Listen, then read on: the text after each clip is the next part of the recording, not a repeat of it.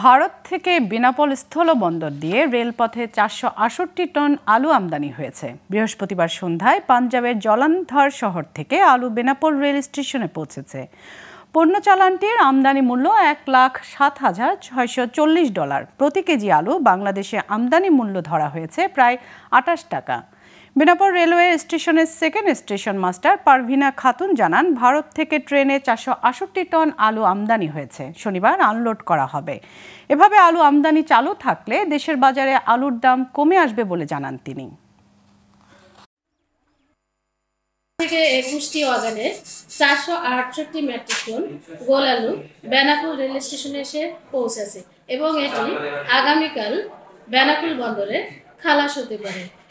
এভাবে যদি ভারত থেকে আলু আমদানি করা হয় তাহলে দেশে আলুর দাম অনেকটাই কম হবে বলে আশা করা যাচ্ছে।